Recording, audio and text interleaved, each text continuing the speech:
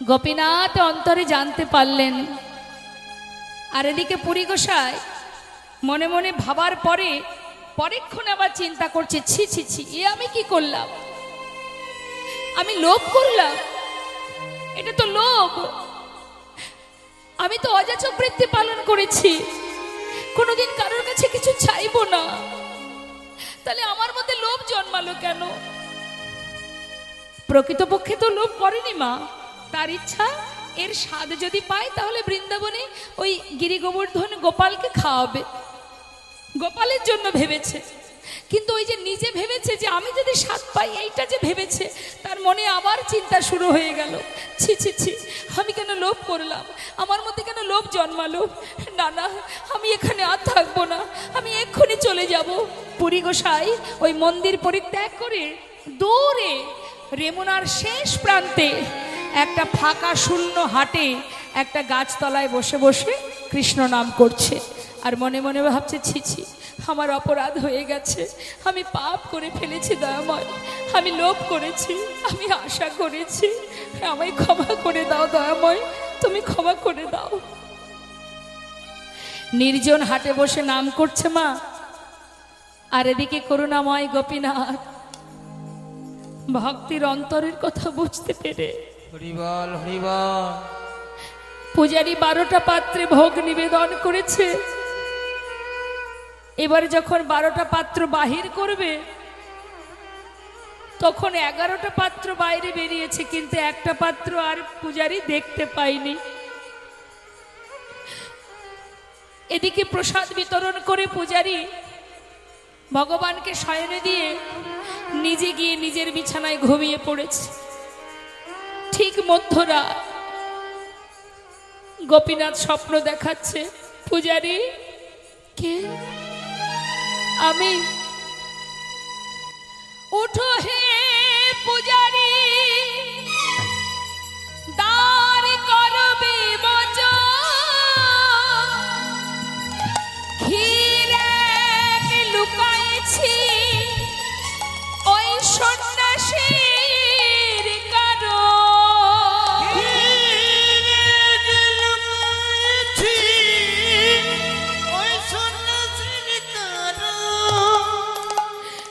পূজারী ওঠো, আমার মন্দিরের দ্বার খোলো পূজারী,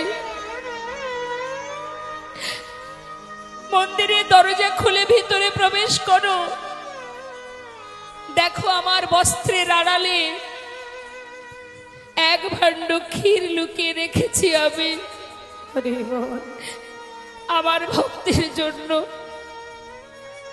যাও পূজারী, রেমুনার শেষ প্রান্তে আমার ভক্ত বসে বসে আমার নাম গাইছে, তাকে পৌঁছে দাও। পূজারী স্বপ্নের মধ্যে দেখে ঘুম ভেঙে গেছে, তাড়াতাড়ি করে স্নান করে শুদ্ধ বসন পরে, তখনও কিন্তু মা অন্ধকার, মধ্যরাত। মন্দিরের দরজা খুলে হঠাৎ গোপীনাথের পরনের যে বস্ত্র, সেই বস্ত্রটা সরিয়ে দেখছে তার পিছনে এক ভাণ্ড ক্ষীর লুকিয়ে রেখেছে ভগবান। চরণটা জড়িয়ে ধরে কাঁদছে, দয়াময়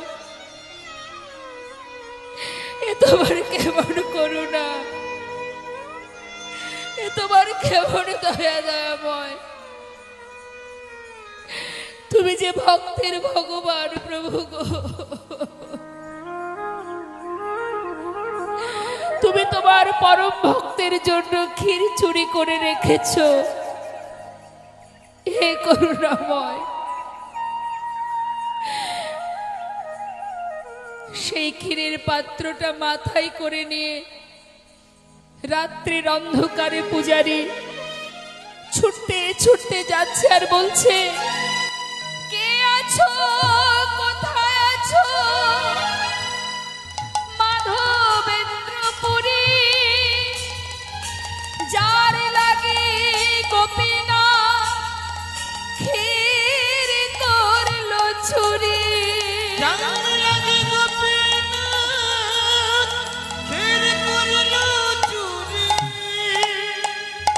পুরী গোসাই আপন মনে ধ্যান করতে করতে কৃষ্ণ নাম গাইতে গাইতে হঠাৎ রাত্রের শব্দ শুনতে পেল। পুরী গোসাই বলে উঠলেন, আমি মাধবেন্দ্র পুরী বসি এইখানে।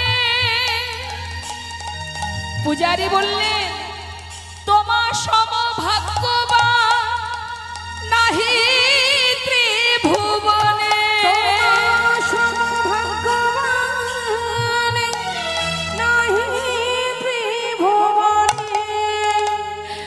এই দেখো, তোমার জন্য ক্ষীর চুরি করেছে গোপীনাথ।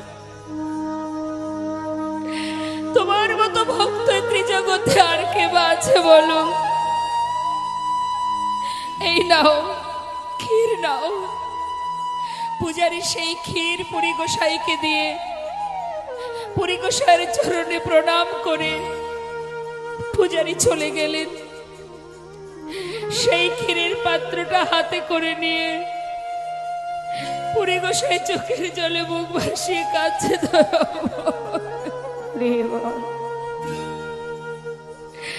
তুমি আমার জন্য ক্ষীর চুরি করেছো দয়াময়, হে করুণাময়। আমি যে তোমার জন্য কিছু করতে পারি না প্রভু, তুমি আমার জন্য ক্ষীর চুরি করেছো। ক্ষীরটা হাতে নিয়ে মা পেয়েছে বলেই যে সব খেয়ে নিল তা কিন্তু করলেন না। তার মনের যে বাসনা ছিল যে ক্ষীরের স্বাদ যদি কিঞ্চিত পেতাম, ও যেটা বলেছে মা সেটাই করলেন। ওই একটুখানি আঙুলের করে তুলে নিয়ে নিজের মুখে দিলেন, নিজের জিহ্বায় দিলেন। সামান্য একটুখানি যৎ কিঞ্চিত নিজের জিহ্বায় দিলেন, আর কিন্তু খেলেন না। আর বাকি ক্ষীর সারা শরীরে মাখতে শুরু করলেন, সারা দেহে মাখছে সেই ক্ষীর।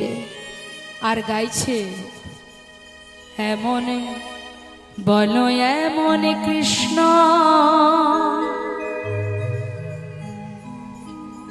প্রেম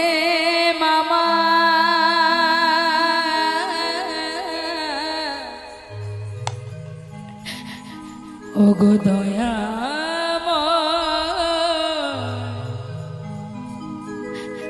কবে বা হবে? বলো এমন কৃষ্ণ প্রেম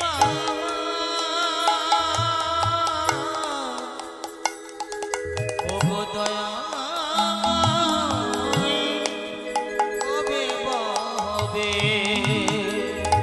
বলো এমন কৃষ্ণ প্রেম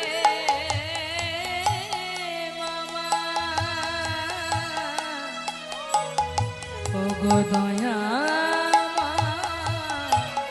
কবে বা হবে? এমন কৃষ্ণ প্রেম ওগো দয়াময় কবে বা হবে? কবে করুণা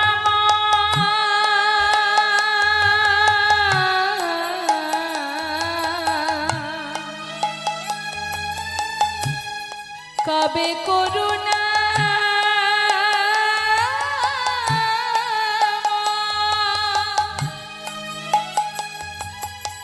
হে আমার করুণা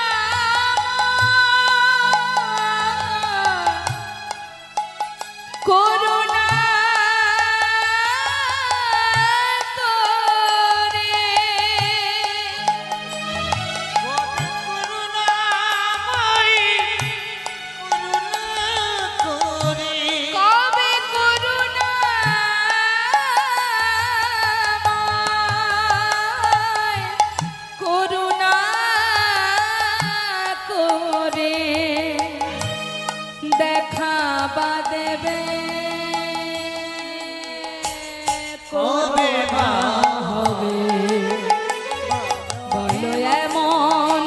কৃষ্ণ প্রেম আমার দয়াময় কবে বা হবে বলো এমন কৃষ্ণ প্রেম আমার কবে বা হবে বলো এমন কৃষ্ণ এমন কৃষ্ণ এমন কৃষ্ণ এমন কৃষ্ণ এমন কৃষ্ণ প্রেম আমার কবে বা হবে এমন কৃষ্ণ প্রেম আমার কবে বা হবে বলো এমন কৃষ্ণ প্রেম আমার এমন কৃষ্ণ প্রেম আমার কবে বা হবে কবে বা হবে বলো এমন কৃষ্ণ প্রেম আমার কবে বা হবে বলো হৃদয় গৌর হরি বল হরি বল। প্রেম আমার কবে বা হবে সারা গায়ে ক্ষীর মাখার পর সেই পাত্রটা মাটির যে ক্ষীরের পাত্রটা মাটির পাত্রটা চিন্তা করছে এটাও তো প্রসাদ, এটা ফেলবো কোথায়? সেটাকে মাটিতে ভেঙে টুকরো টুকরো করে নিজের বস্ত্রের মধ্যে বেঁধে নিয়েছেন। কেন? তার মনে মনে এটাই চিন্তা হলো, কোথাও যদি কোনোদিন কিছু সেবা নাও পায়, অন্তত ভগবানের এই প্রসাদ এটাই না হয় একটু একটু করে সেবা করব। তাই মাটির পাত্রটা ভেঙে নিজের আঁচলে বেঁধে নিয়েছে। এবার মনে মনে চিন্তা করছে যে তাই তো গোপীনাথ যে আমার জন্য ক্ষীর চুরি করেছে, এটা তো সকাল হলে সবাই জানতে পারবে, আর যখনই জানতে পারবে সবাই এসে আমার প্রশংসা করবে, আমার নাম বারবার বলবে, তাই না? এতে কি হবে? আমার ভিতরে যদি অহংকার এসে যায়, তাই তো সবাই যখন আমার প্রশংসা করবে আমার ভিতরে অহংকার আসতেই পারে। তাই আমাকে এখানে আর থাকলে হবে না, রাতের অন্ধকার থাকতে থাকতে আমাকে এখান থেকে চলে যেতে হবে, যাতে কেউ কিছু টের পাওয়ার আগেই আমাকে যেন তারা আর কেউ দেখতে না পায়, আমি এখান থেকে চলে যাব। ওমা, আমরা কি প্রশংসা ভালোবাসি না? কেউ যদি আমাদের প্রশংসা করে আমাদের ভালো লাগে না? একজনের জায়গায় যদি 5 জন বাবা বলে আমাদের খুব ভালো লাগে। আমরা প্রশংসা ভালোবাসি, আমাদের যশ খ্যাতি এগুলো আমরা পছন্দ করি, তাই না? কিন্তু পুরী গোসাইয়ের কেমন ত্যাগ দেখুন, মাই হচ্ছে পরম বৈষ্ণব। পুরী গোসাই, মাধবেন্দ্র পুরী গোসাই, ওই যাতে কেউ এসে আমার প্রশংসা না করতে পারে, তাই তিনি দেরি না করে রাতে থাকতে থাকতে চলে গেলেন। কোথায় যাচ্ছে? নীলাচলে। তা যাওয়ার পথে যেই না রাত পার হয়ে সকাল হয়েছে, এই যে ক্ষীরচোরা গোপীনাথ যে ক্ষীর চুরি করেছিল, এ খবর কি আর লোকানো থাকে? সারা বিশ্ববাসী খবর পেয়ে গেছে যে পুরী গোসাইয়ের জন্য রেমুনার গোপীনাথ ক্ষীর চুরি করেছে। এবার যাকেই জিজ্ঞাসা করছে পুরী গোসাই, এই যে তোমরা বলো না নীলাচলে যাব কোন পথে, যে দেখছে সেই চিনতে পারছে, আরে আরে এই তো সেই গোসাই যার জন্য রেমুনার গোপীনাথ ক্ষীর চুরি করেছিল।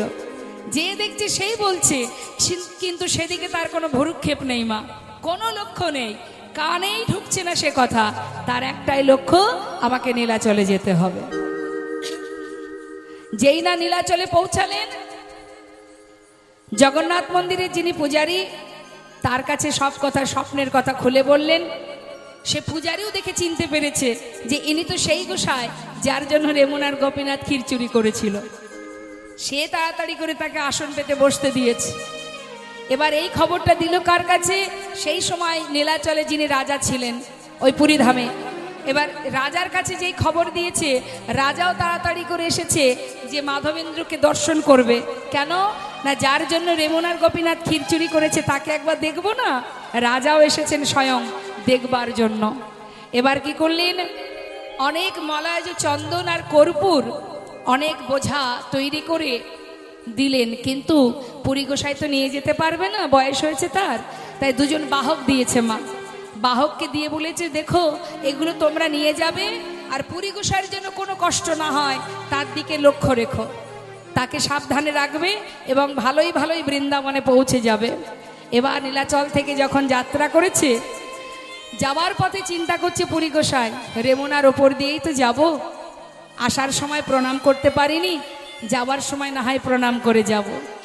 এই ভেবে যেই না রেমুনা এসে পৌঁছালেন মা, ওই গোপীনাথ মন্দিরের সামনে জগমোহনে ওই মলয়জ চন্দন আর কর্পূরগুলো রেখে যেই না প্রণাম করেছে, প্রণাম করার সাথে সাথে ওই রেমুনার গোপীনাথ মন্দিরের পূজারী এক ভাণ্ড ক্ষীর দিয়েছে। পুরী গোসাই পুরোটা সেবা করেছে। সেবার পরে কি হয় মা, একটু নিদ্রা আসে না, তাই জগমোহনে একটু বিশ্রামে গেছে, মানে নাট মন্দির একটু ঘুমাচ্ছে। যেই না চোখে ঘুম, এমন সময় বৃন্দাবনে গিরি গোবর্ধন গোপাল স্বপ্ন দেখাচ্ছে, বলছে মাধব মাধব দয়াময়, এই দেখো প্রভু আমি এসে গেছি, আর একটুখানি কষ্ট করো, আর কয়েকদিন আমি বৃন্দাবনে পৌঁছে যাব, তোমার জন্য চন্দন এনেছি, কর্পূর এনেছি, তোমার আর কোনো কষ্ট থাকবে না, আমি খুব শিগগিরই বৃন্দাবনে পৌঁছে যাব দয়াময়। মাধব, তোমাকে কষ্ট করে আর বৃন্দাবনে আসতে হবে না। কেন দয়াময়, কেন জানো মাধব, তোমার যে বয়স হয়েছে, তুমি আর কষ্ট করো না। যেন মাধব, এই চন্দন লেপন করলে হয়তো আমার জ্বালা নিবারণ হবে, কিন্তু তোমার যে ভক্তি চন্দন, এই ভক্তি চন্দনে আমি শীতল হয়ে গেছি মাধব, আমি শীতল হয়ে গেছি, আর তোমাকে কষ্ট করে আসতে হবে না। আমি তোমার ভক্তি চন্দনে আমি সন্তুষ্ট। তুমি এই চন্দন গোপীনাথের অঙ্গে লেপন করো। ওই মন্দিরে রেমুনার যে গোপীনাথ, ওই গোপীনাথের অঙ্গে যদি লেপন করো, তাতেই আমার জ্বালা নিবারণ হবে। তা কি করে হয় দয়াময়? এখানে তুমি গোপীনাথ, সেখানে তুমি গোপাল, আমি এখানে কিচ্ছু করব না, আমি তোমার জন্য এনেছি, তোমার কাছে যাব। না না, শোনো মাধব, তুমি যদি গোপীনাথের অঙ্গে লেপন করো, আমার জ্বালা নিবারণ হবে। কেন জানো? আমাদের আর গোপীনাথে একই অঙ্গ হয়, গোপীনাথের সেবা দিলে যেন গোপীনাথের চন্দন দিলে যেন আমার তাপ ক্ষয়। গোপীনাথের চন্দন দিলে যেন আমার তাপ ক্ষয়। মহাপ্রভু চূড়াটা বুকের মধ্যে করে নিয়ে মন্দিরের সামনে যে জগমোহন আছে মা, যেটাকে বলা হয় নাট মন্দির, ওই নাট মন্দিরের আর এক নাম হচ্ছে জগমোহন। ওই জগমোহনের ঠিক মাঝখানে চারিপাশে ভক্তগণকে নিয়ে মহাপ্রভু মধ্যমণি হয়ে বসলেন। বসে চূড়াটা হাতে করে নিয়ে ভক্তগণকে জিজ্ঞাসা করছে, ভক্ত, এই যে রেমুনার গোপীনাথ, এই গোপীনাথ জগৎ বিখ্যাত, সবাই এই জগতে এই গোপীনাথকে চেনে। বলতে পারো, তোমরা জানো রেমুনার গোপীনাথ কেন জগৎ বিখ্যাত, কেন তার এত প্রতিষ্ঠা, কেন তার এত নাম, কার জন্য তোমরা জানো? ভক্তগণ বলছে, ওর প্রভু আমরা কি করে জানবো, তুমি বলো তবে তো জানবো। আপনারাও জানেন না? এইবার প্রভু বললেন শোনো, এই রেমুনার গোপীনাথ জগৎ বিখ্যাত হয়েছে আমার দাদু গুরুর জন্য। যদি বলেন কিভাবে, এবার শোনো। এই যে মাধবেন্দ্র পুরী গোসাই মা, এই পুরী গোসাইয়ের বাড়ি ছিল বাংলাদেশে। হরে কৃষ্ণ। বাংলাদেশে সিলেট বলে যে জায়গা, সিলেটে এই পুরী গোসাইর বাসস্থান। কিন্তু এই সিলেট এখন বর্তমান নাম হয়েছে সিলেট, যেটা আগে নাম ছিল শ্রীহট্ট, অর্থাৎ আমার মহাপ্রভুর পিতৃভূমি হচ্ছে এই বাংলাদেশ শ্রীহট্টে, এখন তার নাম হয়েছে সিলেট। একটু মন দেবেন কথার মধ্যে। এবার ওই সিলেটে পুরী গোসাইর পরিবারও ছিল, তার একটা পুত্র সন্তান ছিল। হঠাৎ তার স্ত্রী মারা যায়। মারা যাবার পর পুরী গোসাই তার পুত্র সন্তানকে নিয়ে বাংলাদেশ ছেড়ে ভারতবর্ষে আসে। ভারতে এসে আমরা যেখান থেকে এসেছি বাবা, বেনাপোল অর্থাৎ বনগ্রাম, উত্তর 24 পরগনা বনগাঁ, ওই বনগাঁ থেকে যদি চাকদা বা কৃষ্ণনগরের দিকে আসা হয়, একটি জায়গা আছে যার নাম হচ্ছে বিষ্ণুপুর। গল্প আপনারা করবেন আর আমি লীলা কথা বর্ণনা করব। আপনারা গল্প করে সময়টা পার করে দেবেন। এই আন কথা, পর সমালোচনা এগুলো করার সময় পাবেন, কিন্তু কৃষ্ণ নাম শ্রবণ করার সময় ভাগ্যের দরকার হয়, এগুলো স্বীকৃতির দরকার হয়। যার স্বীকৃতি নেই সে হরিবাসরে বসে থাকলেও শুনতে পাবে না, আর যার কর্মফল ভালো আছে, স্বীকৃতি ভালো আছে, সে ঠিক শুনবে। তাই মাথাটা প্রচন্ড ঘুরছে আপনাদের, চিত্তকে স্থির করুন। চিত্ত স্থির না হলে কখনো ভজন হয় না মা। এই যে আপনারা বসে আছেন এটাও কিন্তু ভজন, হ্যাঁ। তা মনে প্রাণে আপনারা যে শ্রবণ করছেন, এই যে কৃষ্ণ নাম শুনছেন, এটা কোথায় যাচ্ছে? হৃদয় মাঝে যিনি আছেন পরমাত্মা রূপে তিনি শুনছেন। অর্থাৎ হরিনাম হচ্ছে পরমাত্মার সেবা। নিজেদের সেবায় যদি কেউ ত্রুটি করে, কেউ বাধা সৃষ্টি করে, যেমন রাগ হয়, পরমাত্মার সেবাটাও সঠিকভাবে দিতে শিখুন, তাতে আপনারই কল্যাণ হবে, মঙ্গল হবে আপনার। কি বলছে? তা তিনি সন্তানকে নিয়ে যখন ভারতবর্ষে আসেন, ওই বিষ্ণুপুর যে জায়গাটা, ওটা কিন্তু তার ছেলের নাম ছিল বিষ্ণু, ওই পুরী গোসাইর ছেলের নাম বিষ্ণু ছিল, ওই নামেই জায়গাটির নাম বিষ্ণুপুর। ওখানে একটা আশ্রম ছিল মা, সেই আশ্রমে সন্তানকে চিরতরে পুরী গোসাই দিয়ে দেন যে আমি আর সংসারে থাকবো না, জীবনে যতটুকু সময় আমার আছে আমি প্রভুর নাম জপ করব আর নানা তীর্থ ঘুরে বেড়াবো। হরি বল। তাই আশ্রমে নিজের পুত্রকে দিলেন, সেই পুত্রের নাম ছিল বিষ্ণু, তাই সেই জায়গার নাম বিষ্ণুপুর। সন্তানকে দিয়ে পুরী গোসাই বছরের পর বছর বদনে করে কৃষ্ণ নাম আর নানা তীর্থ ঘুরে বেড়ায়। হরিবল হরিবল। জীবনের সমস্ত মোহ মায়া লোভ লালসা কামনা বাসনা পরিত্যাগ করে নিজেকে সঁপে দিলেন ভগবানের চরণে। তুমি যেমন রাখবে দয়াময়, আমি তাতেই খুশি। কিন্তু মা নানা তীর্থ ঘুরতে ঘুরতে ঘুরতে ঘুরতে অবশেষে পুরী গোসাই এসে পৌঁছালেন বৃন্দাবনে। বৃন্দাবনে রাধা কুণ্ড শ্যাম কুণ্ড দর্শন করে গোবিন্দ কুণ্ডের পাড়ে একটা বট গাছের তলায় তিনি একাকী বসে বসে কৃষ্ণ নাম করছে। তার জীবনে না আছে কোনো চাওয়া পাওয়া, না আছে কোনো লোভ লালসা। তিনি দুটো স্বভাব ছিল তার মা। এই দুটো স্বভাব কি? মন দিয়ে শুনবেন। এক, অযাচক বৃত্তি পালন করেছিলেন। অযাচক বৃত্তি মানে জীবনে কোনোদিন কারোর কাছে চেয়ে কিছু খেতেন না তিনি। যদি কেউ ভালোবেসে তাকে কিছু দিতেন তবেই সেবা করতেন, আর না হলে অনাহারেই কৃষ্ণ নাম দিয়েই কাটিয়ে দিতেন। এই ছিল একটা স্বভাব। আর দ্বিতীয় স্বভাব ছিল অহর্নিশি তিনি কৃষ্ণ নাম গাইতেন। প্রত্যেকটি শ্বাসে শ্বাসে, প্রত্যেক শ্বাসে শ্বাসে তিনি কৃষ্ণ নাম করতেন। চোখ বন্ধ করে নিদ্রায় যেতেন, তাও কৃষ্ণ নাম চলত। হয়তো আপনারা বলবেন, অহর্নিশি কেউ কৃষ্ণ নাম গাইতে পারে? যদি কেউ জেগে থাকে কৃষ্ণ নাম গাইতে পারে। ওমা, ঘুমিয়ে থাকলে কেউ কৃষ্ণ নাম গাইতে পারে? পারে? পারে না। শাস্ত্রে বললেন পারে। কিভাবে? আপনাদেরকে সাধারণ দৃষ্টান্ত দিচ্ছি। আপনি সারাদিন কোনো একটা জিনিস চিন্তা করবেন, সারাদিন যে চিন্তায় সারাটা দিন কাটাবেন, চোখের পাতা রাত্রে বন্ধ করবেন, আপনার মাথার মধ্যে চলতে থাকবে সেই চিন্তা। আপনি চোখ বন্ধ করে থাকলে কি হবে? আপনার মস্তিষ্ক, আপনার ইন্দ্রিয় কিন্তু কাজ করবে। সেই একই জিনিস আপনি ঘুমের মধ্যেও দেখবেন। অর্থাৎ অভ্যাস।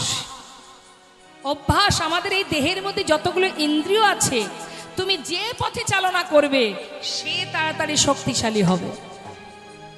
হবেই হবে মা। এবার দেখুন, আপনাদের আরো একটা উদাহরণ দিচ্ছি। আপনারা জপের মালা হাতে নিয়ে জপ করবেন, বা সারাদিন যে কোনো একটা সময় আপনি হাতে জপের মালা নিয়ে একটানা 15 দিন 20 দিন কি 1 মাস আপনি হরিনাম করুন। এক মাস বাদ দিলাম, 1 সপ্তাহ হরিনাম করবেন। 7 দিন পর 8 দিনের দিন আপনি যদি জপের মালা হাতে নাও নেন, যদি হাতে কোনো কাজও করেন, তবু দেখবেন আপনার জিহ্বা সে একার মতো একা হরিনাম করে যাচ্ছে। নিতাই গৌর হরি বল। অভ্যাস করে দেখুন, 7 দিন একটানা হরিনাম করবেন, 16 নাম করবেন, বেশি না 4 মালা করবেন, তারপরেই দেখতে পাবেন তার ফলটা কি হয়। আপনি কাজ করছেন, আপনার জিহ্বা হরিনাম গাইছে, আপনি নিজেও বুঝতে পারবেন না যে আপনার জিহ্বা, আপনার ঠোঁট সে কখন হরিনামে মত্ত হয়ে গেছে। এটা হচ্ছে অভ্যাস মা। তাই যারা বছরের পর বছর কৃষ্ণ নামে নিজেকে সঁপে দিয়েছে, সে চোখের পাতা বন্ধ করলেও তার ভিতরে কিন্তু কৃষ্ণ নাম চলতে থাকে। পরিগোসায় ঠিক একই অবস্থা, সে আপন মনে কৃষ্ণ নাম জপ করে, বদনে কৃষ্ণ কৃষ্ণ কৃষ্ণ কৃষ্ণ নাম। তা মা যখনই বৃন্দাবনে এসে পৌঁছালেন তখন অন্ধকার হয়ে গেছে, ভাবছে রাত্রি হয়ে গেল, এই বটতলায় বসে রাতটা কাটাই।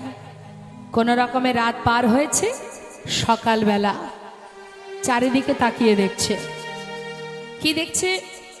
আহা, কোথাও কিছু সেবা পেলাম না, কেউ কি আছে? আমাকে তো কেউ কিছু খেতেও দিচ্ছে না, অনাহারে আছি আমি, না খেয়ে আছি আমি, কেউ কি নেই? কেউ তো কিছু দিল না। ঠিক আছে, নাই বা দিল, বসে বসে কৃষ্ণ নামই করি। তার মানে যদি কিছু খেতে না পায় তাতে তার দুঃখ নেই, ওই নাম যখন করে যেন নামেই তার ক্ষুধা নিবারণ হয়, তৃষ্ণা নিবারণ হয়। তাই কেউ কিছু দিল না বলে পুরী গোসাই ওই গাছতলায় বসে বসে কৃষ্ণ নাম জপ করছে। জয় রাধা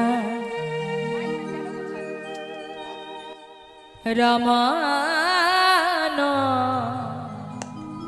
জয় কুঞ্জ বিহারী। রাধা রমণ জয় কুঞ্জ বিহারী। জয় রাধা রমণ জয় কুঞ্জ বিহারী। জয় রাধা রমণ জয় কুঞ্জ বিহারী। নবীন নিরদয়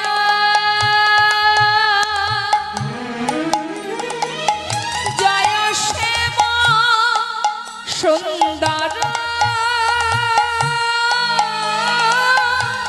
মদন মোহন বংশীধারী। নবীন নিরদয় জয় শ্যাম সুন্দর মদন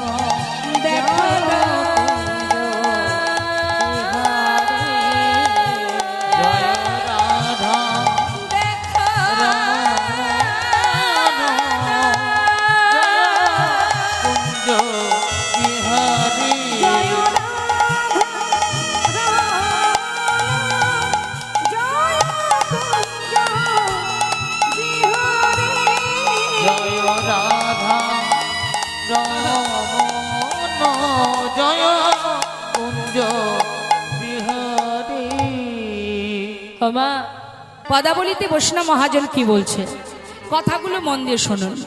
বলছে জয় জয় গৌরচন্দ কারণ্য করুণায়েন্দু পতিতি জীবের বন্ধু হরি। কে কে গেছেন নবদ্বীপে একটু হাত তুলে দেখাবেন।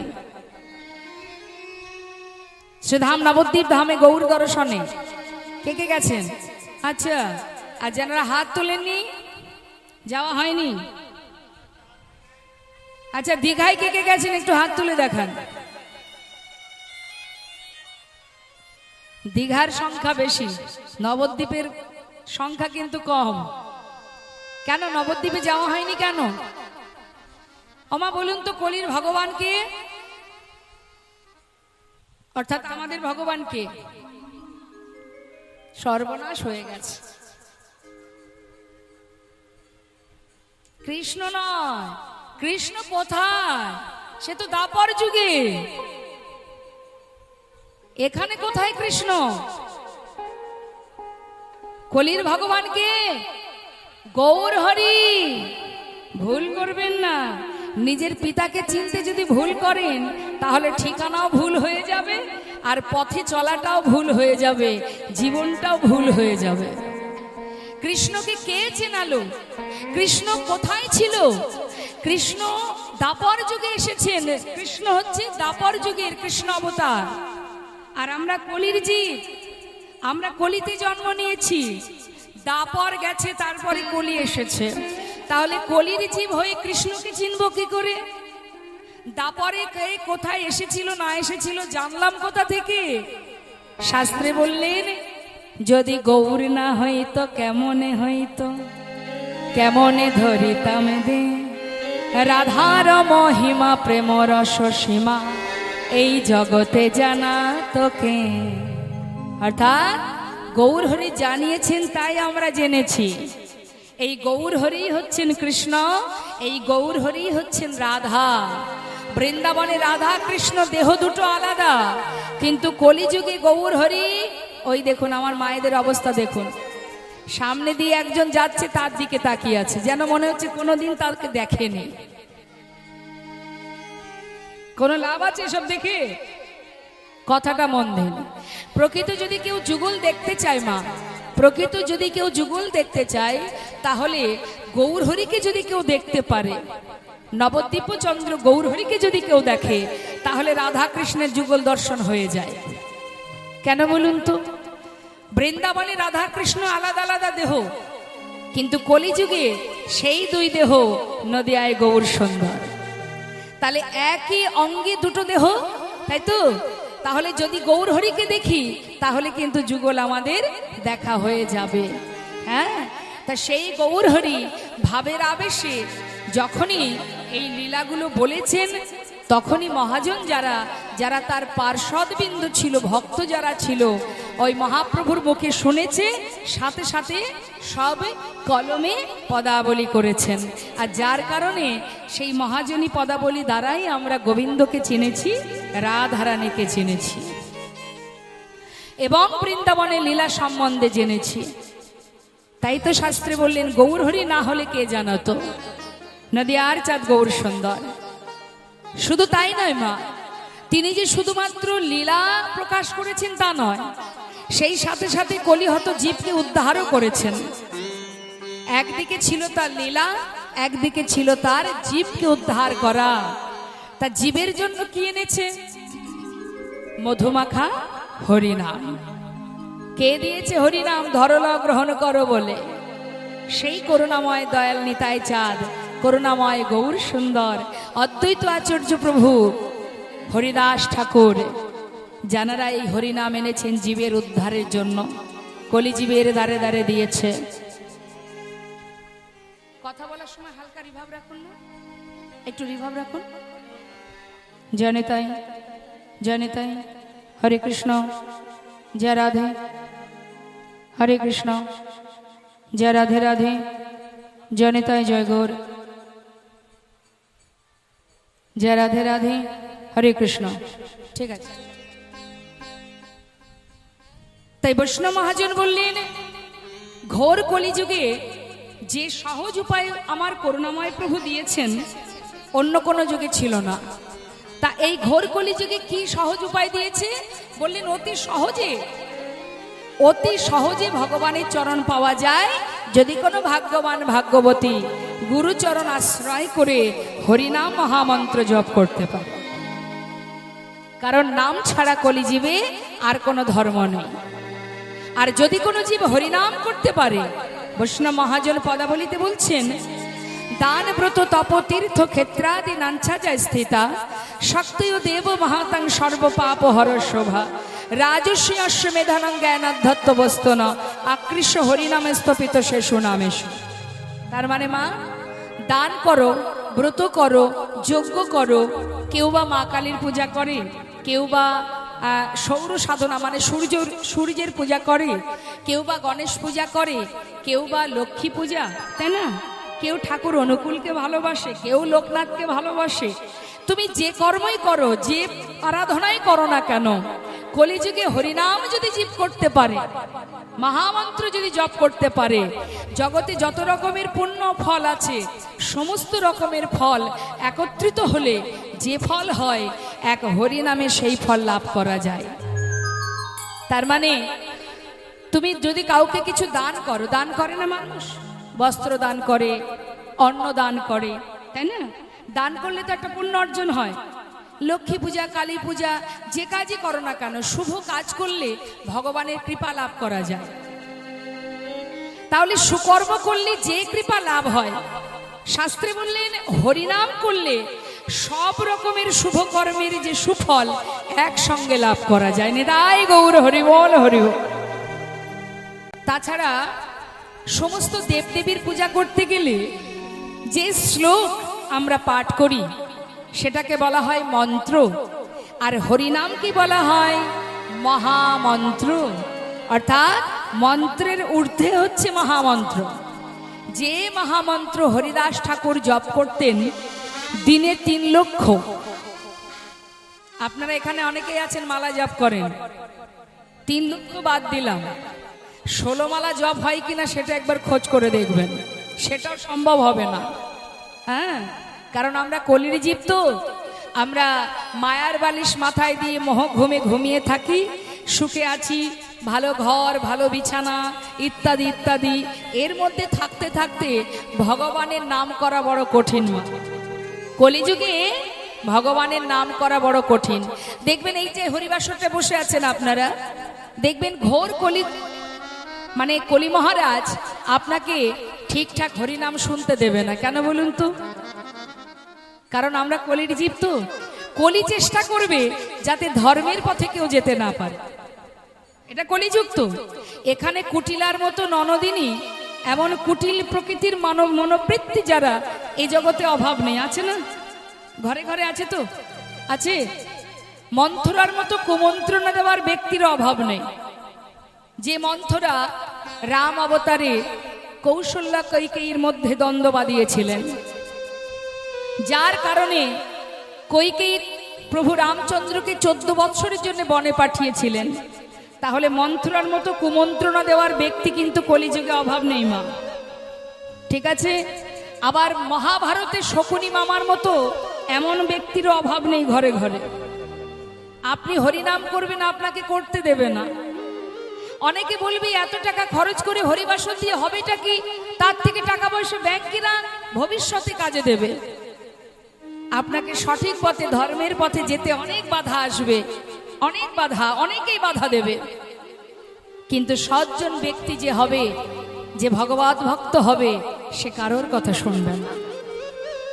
তো মা, এইখানে এই যে আপনারা শ্রবণ করছেন, দেখবেন কলিযুগে যারা হরিনাম শোনে তাদের দেখবেন ওই 3 ঘন্টা বসে হরিনাম শোনার ধৈর্য অনেকের থাকে না, ঘুমিয়ে পড়ে না? কি ঘুম আসে? তো মালা জপ করবেন, ঘুম আসবে। কৃষ্ণ কথা শুনবেন, ভাগবত কথা শুনবেন, ঘুম আসবে। মানে কলি আপনাকে কোনোভাবেই ধর্মের পথে যেতে দেবে না। আর এর ভিতর থেকে আপনাকে সেই পথে যেতে হবে। কেমন বলুন তো? বালি আর চিনি মিশিয়ে দিয়ে যদি পিঁপড়েকে ছেড়ে দেওয়া হয়, পিঁপড়ে কিন্তু ওই বালির মধ্যে ঘুরে ঘুরে বালি কিন্তু নেয় না, কি নেয়? চিনিটাকে নিয়ে বেরিয়ে আসে, তাই না? তাহলে এই ঘোর কলিতে যত দুরাচারী থাকুক না কেন, এর মধ্যে দিয়েই আপনাকে ধর্মের মধ্যে থেকে আপনাকে ভগবত চরণ লাভ করতে হবে। তাছাড়া যে পরিস্থিতি ঘোর কলিযুগে, আচ্ছা বাচ্চাগুলোকে একটু শান্ত করুন না, মায়েরা যার বাচ্চা তার কাছে নিন না, একটু কাছে নিন, যার বাচ্চা তার কোলে নিন।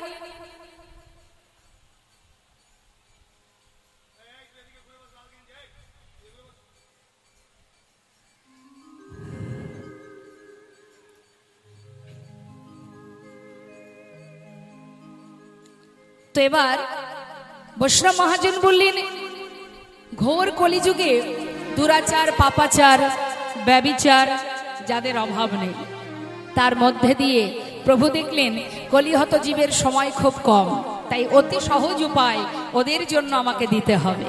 কি দিলেন না, অপবিত্র পবিত্র বা সর্বাবস্থাঙ্গত পেবা যশরে পুণ্ডরিকাক্ষ সবার জবান্তর সূচি, অর্থাৎ জীব পাপ করুক, সূচি থাকুক, অসুচি থাকুক, যেখানে থাকুক, যেমন থাকুক, যদি একবার হরিনাম গাইতে পারে, মহামন্ত্র জপ করতে পারে, তার সমস্ত পাপ থেকে সে মুক্তি লাভ করবে এবং আমার চরণ পাদপদ্ম লাভ করবে। কি বললেন মা? সূচি অসুচি, পবিত্র অপবিত্র, তাতে কোনো দুঃখ নেই, হরিনাম করো। একবার হরিনামে যত পাপ হরে, জীবের সাধ্য নেই জীব তত পাপ করে। কত সহজ উপায়, কিন্তু অন্যান্য যুগে কিন্তু এই উপায় ছিল না, যজ্ঞ করতে হতো, পূজা করতে হতো। হ্যাঁ, যেমন ত্রেতা যুগে রাম অবতারে কি ছিল, যজ্ঞ ছিল না, পাপ খণ্ডন করতে গেলে যজ্ঞ করতে হতো। কিন্তু কলিযুগে কিচ্ছু নেই, তুমি হরিনাম করো, মহামন্ত্র জপ করো। একবার সবাই মিলে গাওয়া যায় হরিনাম? সবাই গাইবেন তো? জোরে জোরে গাইবেন, কেমন? আচ্ছা, আমি গাইব, আমার শেষ হলে আপনারা গাইবেন।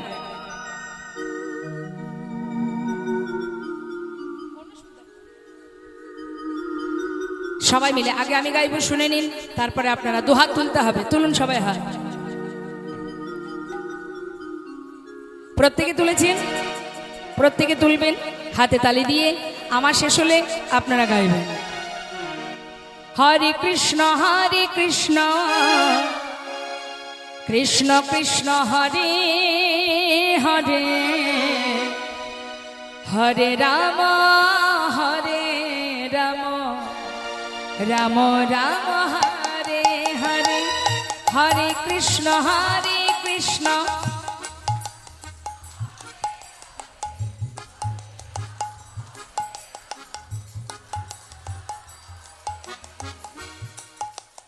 পিছন দিকে যে মায়েরা বসে আছেন অনেক দূরে, আপনাদের গলার আওয়াজ পাচ্ছি না, কি হয়েছে?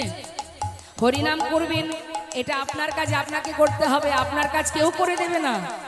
আর এই হরিবাসরে বসে হরিনাম করলে দ্বিগুণ ফল লাভ করা যায়।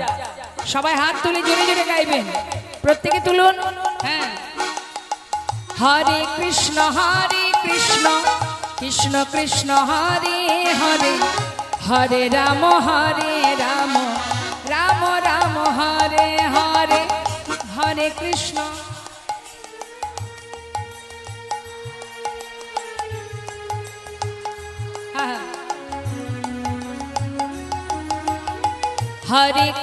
হরে কৃষ্ণ কৃষ্ণ কৃষ্ণ হরে হরে, হরে রাম রাম রাম হরে হরে, হরে কৃষ্ণ হরে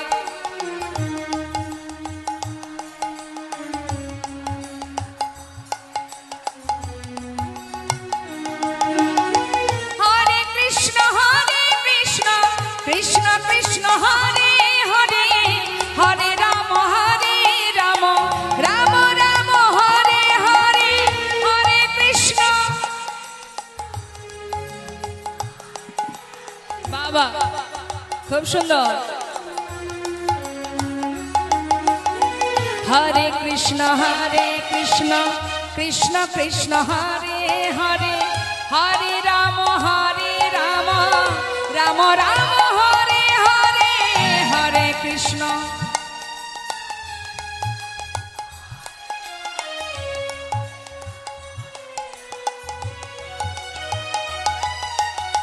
হরে কৃষ্ণ নিতাই গৌর হরে হরে মহাদেব, হরে রাম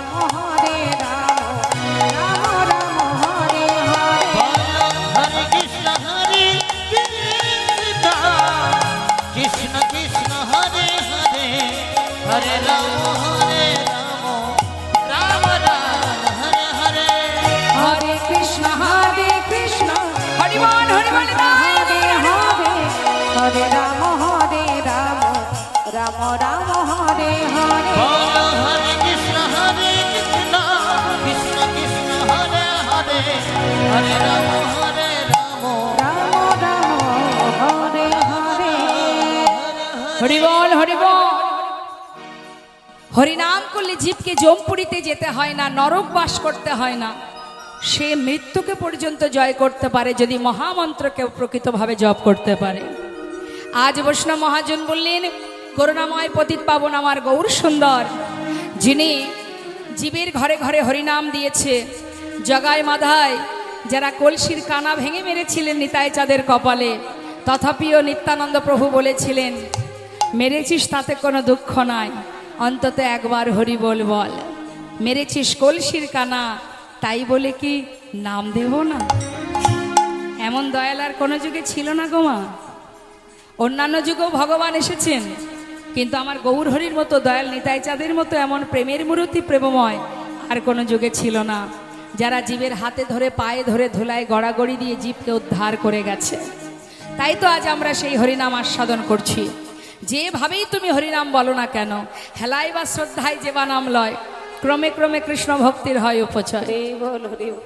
যদি কাউকে অবহেলা করেও হরিনাম বলে, ধরুন এখানে অনেকে আছে হরিনাম গাইতে চাইছে না, আমি বললাম বলে ইচ্ছাকৃত নয়, অনিচ্ছাকৃত।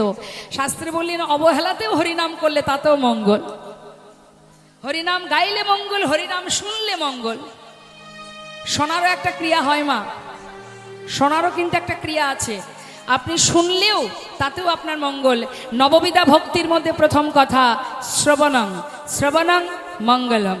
যারা সরস্বতী পূজা লক্ষ্মী পূজায় যখন ব্রাহ্মণরা এসে মন্ত্র বলে, সব মন্ত্রের মানে আপনারা জানেন, কিন্তু তথাপিও বলেন না, এই ছেলে মেয়েদের বলেন তো যে কোথাও যাবি না, এখানে বসে থাকবি, ঠাকুরমশাই যত সময় মন্ত্র বলাবে, বুঝিস বা না বুঝিস বলতে হবে। বললেও মঙ্গল, আবার শুনলেও মঙ্গল। তা শুনলে কি মঙ্গল? বললেন হরিনাম শুনলে হৃদয় মাঝে অজ্ঞানতার অন্ধকার দূরীভূত হয়ে যায়। কেউ যদি শ্রবণ করে হরিনাম, নাম শুনলে অজ্ঞানতার অন্ধকার দূর হয়। আবার নাম গাইলে কৃষ্ণ প্রেমের উদয় হয়। যদি কেউ নাম বদনে উচ্চারণ করে, হরিনাম যেভাবেই করো।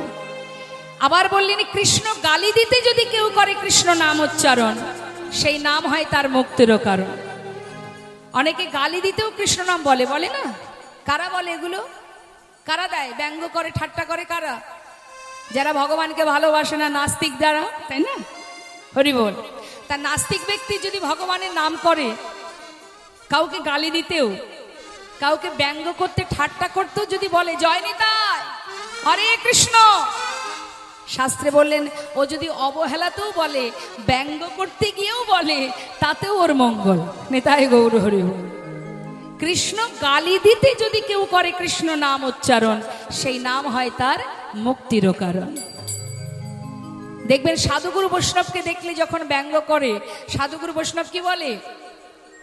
মঙ্গল হোক তোর, আমাকে যতবার দেখবি ততবার বলবি, আর যতবার বলবি, বলতে বলতে এমন সময় আসবে এই নামই তোর মুক্তির কারণ হয়ে যাবে। তাই গৌর হরি।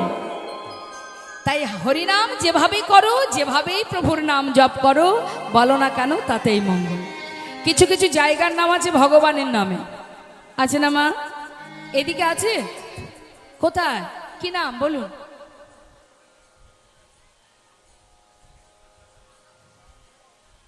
আছে ভগবানের নামে নাম আছে এখানে কোনো জায়গা? যেমন হ্যাঁ, শ্যামনগর না, ভগবানপুর, জয়রাম চক। আচ্ছা, তাহলে কি প্রভুর নাম আছে? কৃষ্ণনগর, দুর্গানগর আছে না, বিষ্ণুপুর, গোপালনগর আছে না মা? এখন মনে করুন যে নাস্তিক ব্যক্তি, যে জীবনে ভগবানের নাম উচ্চারণ করতে চায় না, তাকে যদি কোনোদিন সেখানে যেতে হয়, কেউ জিজ্ঞাসা করলে তাকে তো বলতে হবে জয়রামপুরে যাচ্ছি, বলবি না মানে বলতে তো তোকে হবে। এমন ভাবে ভগবান ফাঁদ পেতে বসে আছে, ইচ্ছাই হোক অনিচ্ছাই হোক বলতে থাক, বললেই মঙ্গল, শুনলেই মঙ্গল। তাই শাস্ত্রী বৈষ্ণব মহাজন বললেন যে যদি কোনো জীব হরিনাম শ্রবণ করে, কানে শোনে, ইচ্ছায় অনিচ্ছায়, তাতে তার কল্যাণ হয়, তার মঙ্গল হয়। আজ না হোক কাল তার কাজে লাগবেই লাগবে মা। হ্যাঁ, তাই দেখুন আজ করুণাময় গৌর সুন্দর তিনি কি করলেন, পতিত জীবকে উদ্ধার করলেন। বললেন এবে অস্ত্র না ধরিব, প্রাণে কারো না মারিব, হরি নামে প্রেমে জীব করিব উদ্ধার। হরি বল। কলিযুগে মহাপ্রভুর হাতে কোনো অস্ত্র আছে? নেই।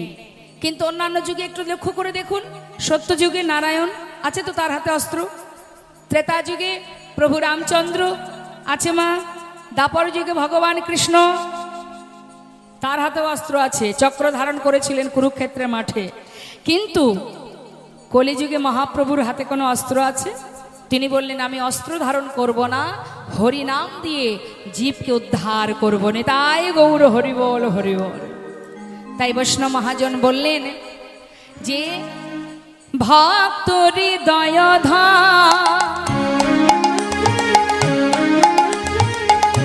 প্রেমের মূর্ত সদা, আর ভক্ত হৃদয় ধন,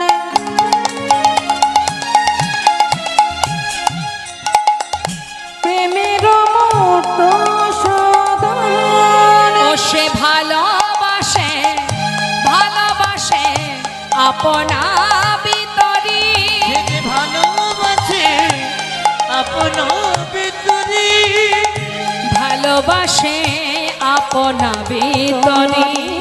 সে যে ভালোবাসে আপন ভিতরি।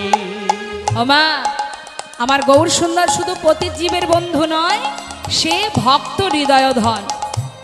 ভক্তের হৃদয়ের ধন হচ্ছে আমার ভগবান করুণাময়। হরিবল হরিবল। তাই বৈষ্ণব মহাজন বললেন দেখো দেখো, এমনই একটা ভক্তের কথা আমরা বলবো মা। আমরা সবাই ভগবানকে ভালোবাসি তার চরণ পাওয়ার আশায়, আমরা ভগবানের চরণ পাওয়ার জন্য আশাবাদী। কিন্তু জগতে এমনও কোনো ভক্ত আছে যার জন্য ভগবান বহু বছর ধরে আশা করে বসে আছে। তাহলে সেই ভক্তটি কে মা? হরি বল। আমরা ভগবানের চরণ পাওয়ার জন্য আশা করে বসে থাকি তো, আবার ভগবানও ভক্তের জন্য আশা করে বসে থাকে। এখন আমাদের জানতে হবে তাহলে সেই ভক্তটিকে যার জন্য ভগবান বছরের পর বছর অপেক্ষা করে বসে আছে, সেই ভক্তটিকে আমরা সেই ভক্তের কথা শুনবো। সেই ভক্ত আর কেউ নয় গো মা, তিনি হচ্ছেন বৈষ্ণবের চূড়ামণি, আমার মহাপ্রভুর দাদু গুরু নিতাই গৌর হরি বল। মহাপ্রভুর গুরুকে জানেন? জানেন না। মহাপ্রভুর মন্ত্রগুরু দীক্ষাগুরু ঈশ্বরপুরী, আর ঈশ্বরপুরীর গুরু হচ্ছেন মাধবেন্দ্রপুরী। তাহলে গুরুর গুরু কি হয়? দাদুগুরু, ঠিক আছে? গুরুদেব হচ্ছেন ঈশ্বরপুরী, তার গুরু হচ্ছেন মাধবেন্দ্রপুরী। ওই মাধবেন্দ্রপুরী মহাপ্রভুর সম্পর্কে দাদুগুরু হন। তা সেই দাদুগুরুর কথা আজ আমরা জানবো মা, যিনি কিনা নবদ্বীপের নিতাই চাঁদ, দয়াল নিতাই চাঁদ, যিনি দীক্ষা নিয়েছিলেন ওই পুরী গোসাই মাধবেন্দ্রর কাছ থেকে। তার মানে বোঝাতে পারলাম আপনাদের? মন দিয়ে কথাটা বুঝবেন। নিত্যানন্দর প্রভুর গুরু হচ্ছে, দীক্ষা গুরু হচ্ছে মাধবেন্দ্রপুরী, আবার মহাপ্রভুর গুরুর গুরু হচ্ছেন মাধবেন্দ্রপুরী। সেই মাধবেন্দ্রপুরী যিনি সকল বৈষ্ণবের শিরোমণি, সেই শিরোমণি চূড়ামণি, সেই পুরী গোসাই, যার জন্য বৃন্দাবনে গিরিগোবর্ধনের যে গোপাল, যিনি কনিষ্ঠ অঙ্গলিতে গিরিগোবর্ধন ধারণ করে আছেন, সেই গোপাল বহু বছর ধরে আশা করে বসেছিলেন ওই মাধবেন্দ্রপুরীর জন্য। তাহলে সে কেমন বৈষ্ণব মা, তারই কথা আমরা জানবো। চলুন সবাই আমরা যাব তার কথা শ্রবণ করতে। বৈষ্ণব মহাজন বলেন দেখো দেখো,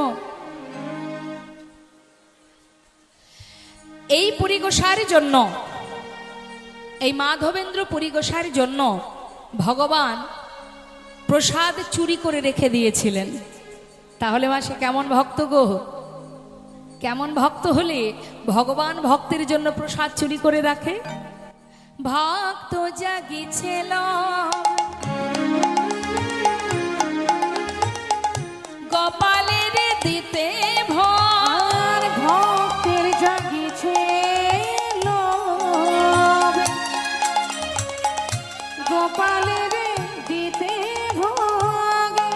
অগ অগ ভালোবাসে আপনা ভিতরি, ভালোবাসে আপন ভিতরি, ভক্ত জাগিছিল গোপালের দিতে ভোগ, নিজে করে ক্ষীরের আস্বাদ, আর নিজে করে ক্ষীরের আস্বাদ, তখন নিজে করি ক্ষীরের আস্বাদ, নিজে করি ক্ষীরের আস্বাদ। ভক্তের মনে লোভ জেগেছে কি যে যদি ক্ষীরের স্বাদ পায় তাহলে গোপালকে রান্না করে খাওয়াবো। যেই না মনে মনে ভেবেছে মা, এই খবর পেয়েছেন গোপীনাথ। অন্তরের খবর পেয়ে তিনি কি করলেন? কারে তারে কি কৌশলে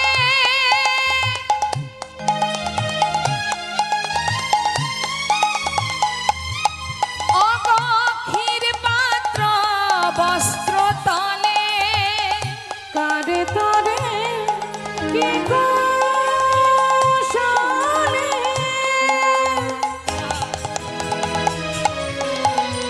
ক্ষীর পাত্র বস্ত্র তলে, দেখো লুকাইলেন লুকাইলেন প্রভু গোপীনাথ, লুকাই আজি লুকাইলেন প্রভু গোপীনাথ, দেখো লুকাইলেন প্রভু গোপীনাথ। তখন লুকাইলেন প্রভু গোপীনাথ, লুকাইলেন প্রভু গোপীনাথ।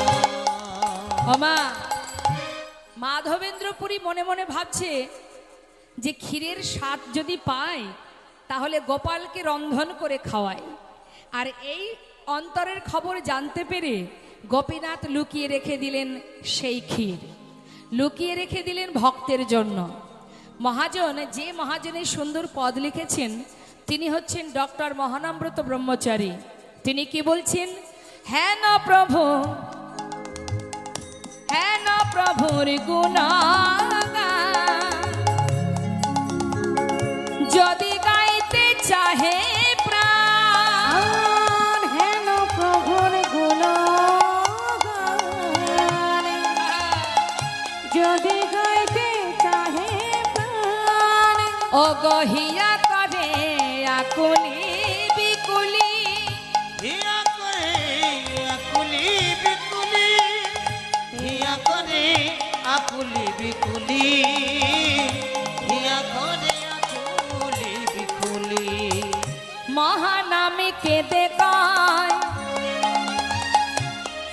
যদি গৌর কথা বলিতে হয়, আর মহানামে কেঁদে কয়, যদি গৌর কথা বলেতে হয়, ও গয়াগে মাখ ভক্ত পাদ ধুলি, আগে মাখো ভক্ত পদ ধুলি, ও গয়াগে মাখ ভক্ত চরণ ধুলি, আগে মাখো ভক্ত পদ ধুলি।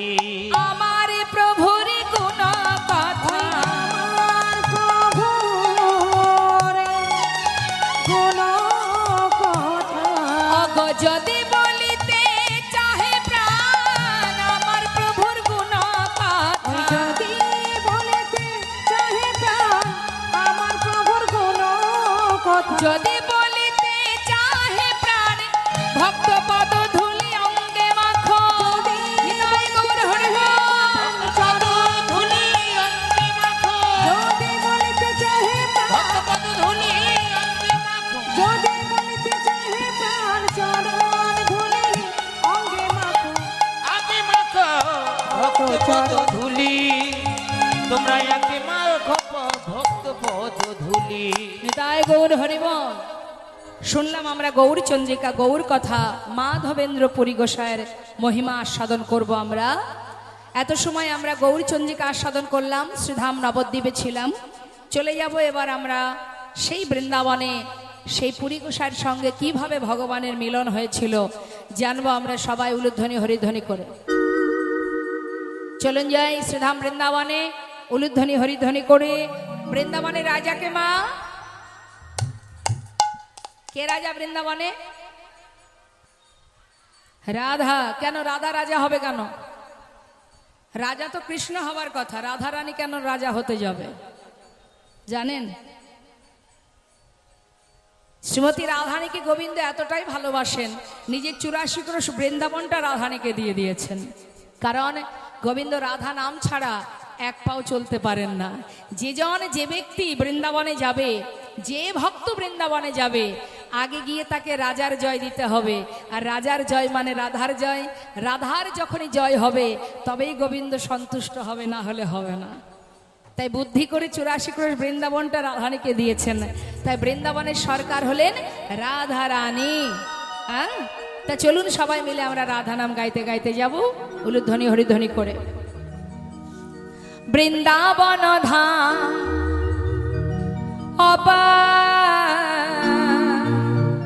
জপে যা রাধে রাধে। সবাই মিলে হাতে তালি দিয়ে